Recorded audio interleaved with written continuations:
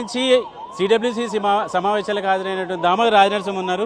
సరే, ఏం నిర్ణయించారు? గుజరాత్ గురించి, గుజరాత్లో కాంగ్రెస్ పార్టీ గురించి చెప్పినటువంటి ఖర్గే ఏం దిశానిర్దేశం చేశారు? గుజరాతే కాదు, యావత్ భారతదేశంలో కాంగ్రెస్ చరిత్ర ఉన్నది. కాంగ్రెస్ త్యాగాలు, కాంగ్రెస్ ఎస్సీలు కానీ, ఎస్టీలు కానీ, బీసీలు కానీ, ప్రత్యేకంగా ఈ ఓబీసీల పైన ఏ రకంగా అయితే కులగణన జరిగిందో, ఇది సామాజిక, ఆర్థిక, రాజకీయ స్థితిగతులు ఏ రకంగా దేశవ్యాప్తం కూడా ఇది జరగాలే, అట్లీస్ట్ 90% మంది ప్రజలకు న్యాయం జరగాలి అనే దాని మీద చాలా పట్టుతోటి ఓ చర్చ జరిగింది.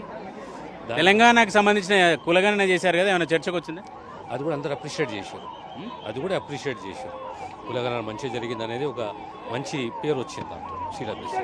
తెలంగాణ ప్రాంతం నుంచి ఎవరైనా మాట్లాడారా? తెలంగాణ ప్రాంతం ఎవరు మాట్లాడలేదు. తెలంగాణ ప్రాంతం జనరల్ చాలా మంది ఉంటారు కదా, 300 మంది ఉన్నారు. అంత మెంబర్స్ సుమారు 250 మంది మెంబర్లు కదా. ఆల్మోస్ట్ సుదీర్ఘంగా 3.5 గంటల చర్చ కదా. ఏం దిశానిర్దేశం చేసుకున్నారు ఈ సిడబ్ల్యూసీ ద్వారా?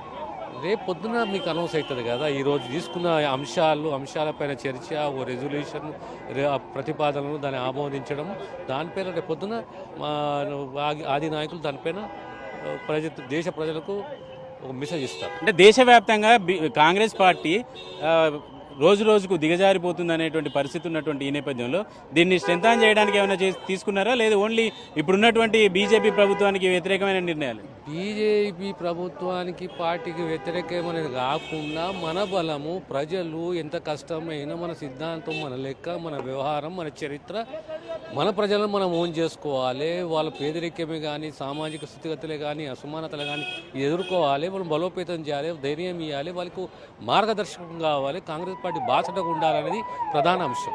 Thank you sir, thank you very much. మొత్తానికి తెలంగాణలో చేసినటువంటి కులగణన మీద ప్రస్తావన చేసింది సిడబ్ల్యూసీ సమావేశం.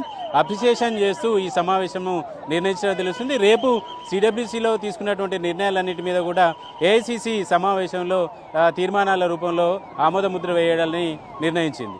కెమెరామెన్ రాజా రమేష్తో చారి, ఎన్టీవీ, అహ్మదాబాద్ నుంచి.